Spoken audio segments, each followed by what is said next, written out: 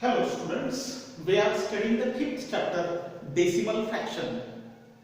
In the last video, we have studied multiplication of decimal fractions. Now, in this video, let's study division of decimal fractions. आधीच्या व्हिडिओमध्ये जसं आपण पाहिलं की multiplication of decimal fractions हे अतिशय सोपं आहेत. जर आपल्याला मल्टिप्लिकेशन करता येत असेल तर आपल्याला डेसिमल फ्रॅक्शनचं मल्टिप्लिकेशन करत असताना फक्त पॉइंट कुठे द्यायचा एवढंच नवीन भाग आपल्याला शिकायचा होता.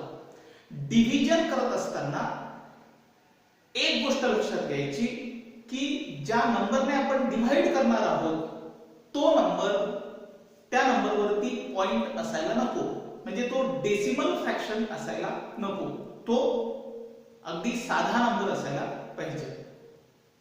आपण पाहू इथे म्हटलेलं आहे की carry out the following divisions.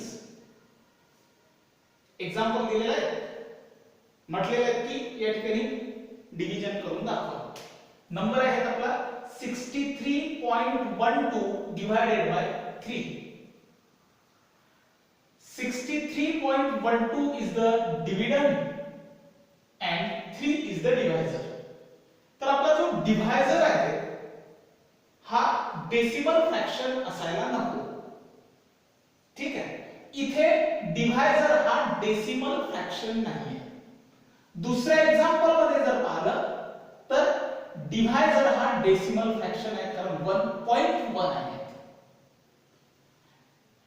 इथे जर पाहिलं डिव्हिडंड हा डेसिमल फ्रॅक्शन असला काय ना नसला काय काही फरक पडत नाही.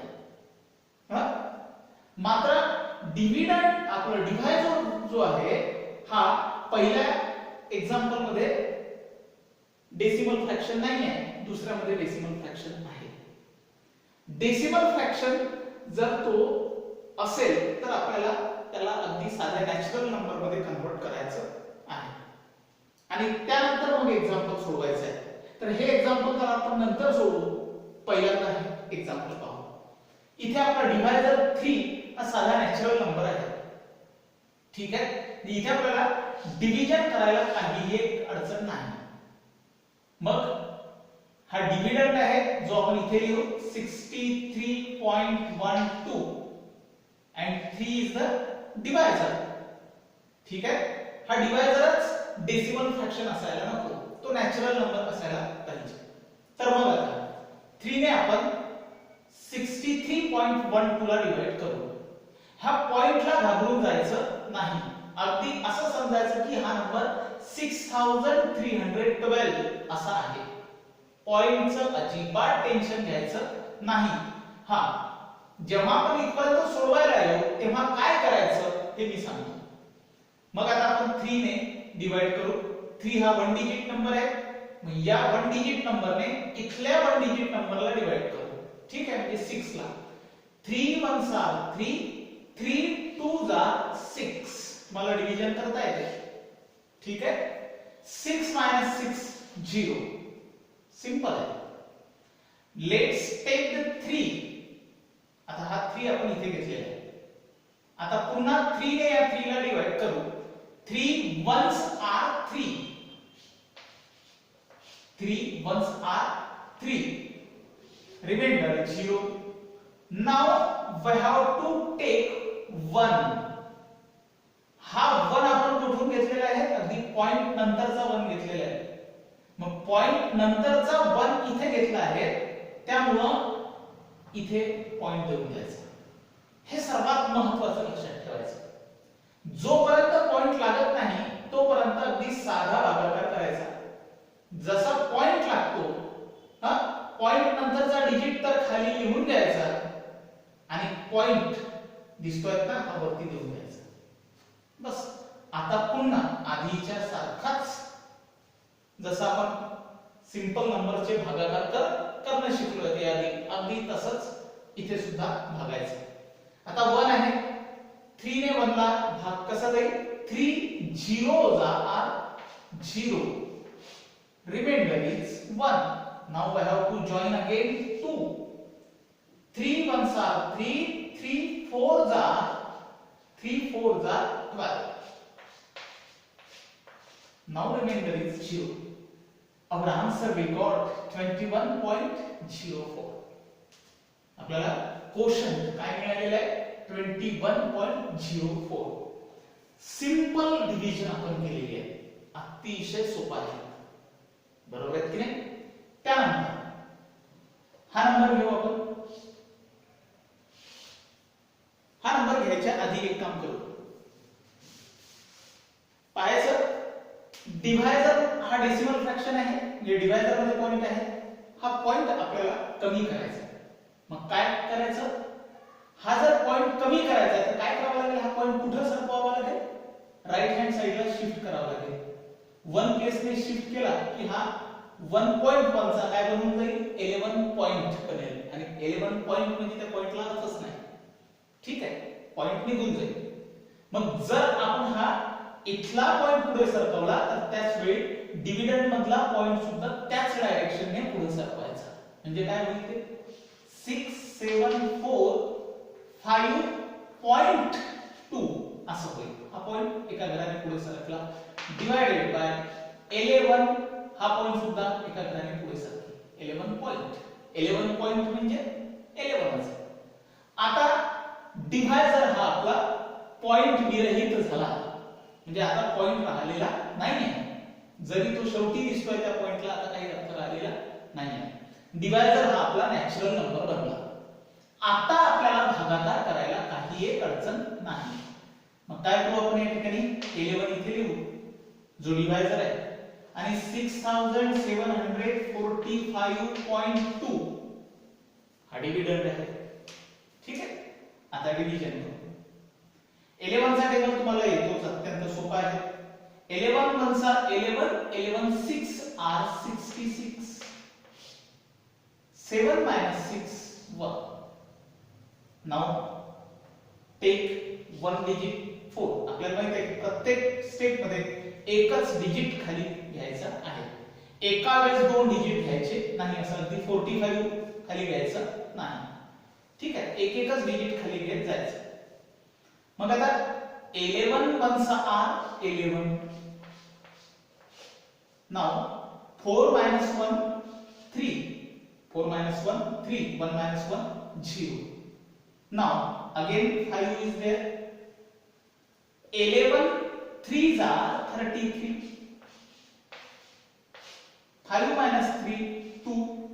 3 minus 3 0. आता 2 हा इथला आहे. आता पुन्हा आपल्याला 2 घ्यायचा आहे. हा 2 इथे घेत असताना पॉइंट नंतरचे 2 घेतलेले आहेत, त्यामुळे पॉइंट वरती देऊन द्यायचा. जोपर्यंत पॉइंट लागत नाही तोपर्यंत काही अडचण नाही. पॉइंट लागल्याबरोबर वरती पॉइंट द्यायचा आणि हे त्यानंतरचा डिजिट हा खाली उतरवून घ्यायचा. एवढं लक्ष असू द्यायचं. 11 1s are 11, 11 2s are 22. Remainder is 0. Our answer is 613.2. Very simple method of division is there. ठीक आहे, माझ्या मते अशी डिव्हिजन आता तुम्हाला करता येईल. एक आपण वर्ड प्रॉब्लेम जे आहे प्रॅक्टिस सेट 17 मधला क्वेश्चन नंबर 2 हा सोडू. काय म्हटलेलं आहे जरा पहा. A road is 4 kilometre 800 metre long. एक रस्ता आहे, आपण असं म्हणू हा एक रस्ता आहे, त्याची लेंथ किती आहे 4 किलोमीटर 800 मीटर रस्त्याची लांबी आहे. If trees are planted on both sides at interval of 9.6 meter. ह्या रोडच्या दोनही बाजूला, इकडेही आणि इकडेही, रोडच्या दोनही बाजूला आपल्याला काय लावायचे आहे, झाडं लावायचे आहेत, म्हणजे ट्रीज प्लांट करायचे आहे. At interval of 9.6 metre. आणि त्या दोन झाडांमधलं अंतर म्हणजे त्यांच्यामधलं इंटरवल, दोन झाडांमधलं इंटरवल अंतर हे किती असायला पाहिजे 9.6 मीटर. तर प्रश्न विचारला आहे की how many trees were planted. तर मग असे आपण अगदी 4 किलोमीटर 800 मीटर पर्यंत जर झाडं लावत गेलो तर असे किती झाड आपल्याला दोनही बाजूने लावावे लागतील? मला सांगा. 4 किलोमीटर 800 मीटर आहेत. ठीक आहे.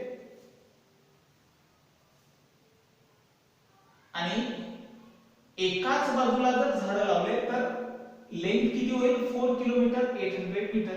आपल्याला झाड दोन्ही बाजूने लावायचे. म्हणजे काय होईल ते? 4 किलोमीटर 800 मीटर. ठीक आहे.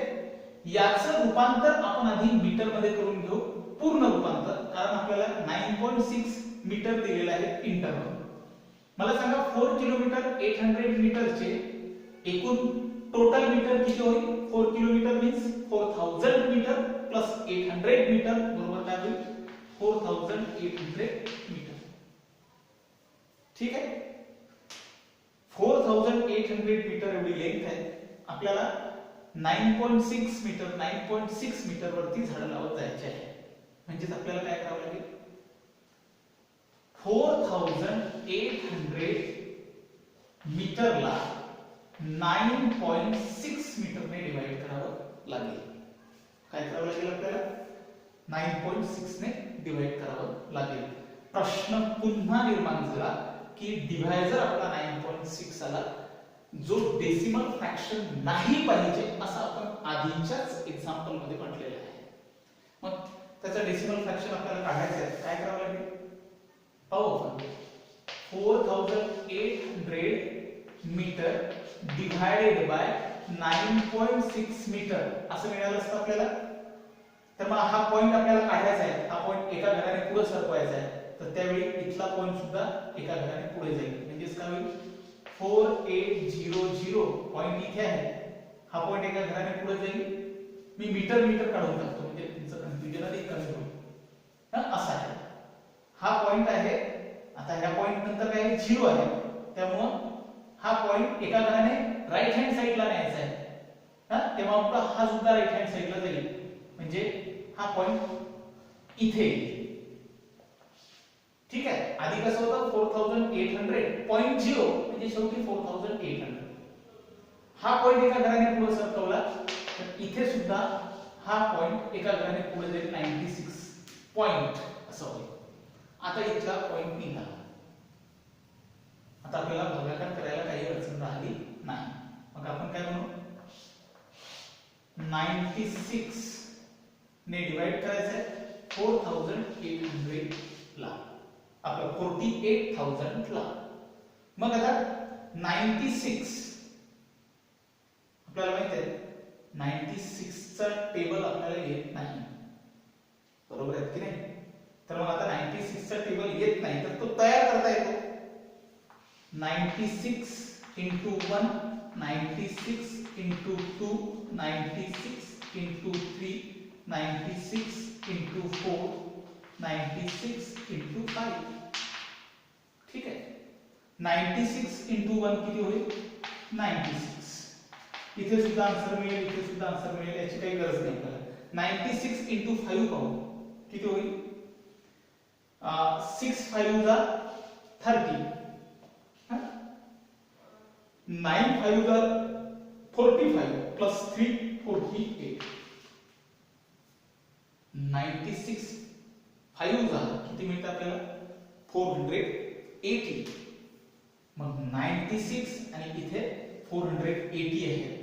तर 96 5 जा 480 असं आपल्याला मिळतंय. मग हे 0 इथे राहील. त्यानंतर एक 0 द्यायचा. 96 0 जा 0, पुन्हा दुसरा 0, 96 0 जा 0. आपल्याला आन्सर किती मिळतात? 500. म्हणजे एका बाजूला किती झाडं लागतील? 500. आता एक गोष्ट लक्षात घ्या, आपण प्रत्येक इंटरवलला जर लावत गेलो तर असे पहिलं झाड इथून जर आपण जागा सोडली, इथे पहिलं झाड, दुसरं झाड, तिसरं झाड, चौथं झाड, असे 500 झाडं लागतील. आणि सुरुवातीचं झाड सुद्धा आपल्याला पकडावं लागेल. अगदी सुरुवातीला 0 मीटर वरती. तर एकूण एका बाजूला किती झाडं लागतील? तर 500 इकडे आणि एक सुरुवातीचं झाड, असे 500 प्लस 1 एवढे झाड लागतील एका बाजूला. 501. दुसऱ्या बाजूला किती झाड लागतील? On one side. and 500 plus 1 is equal to 501 is equal to on second side. Total किती होईल? Total is equal to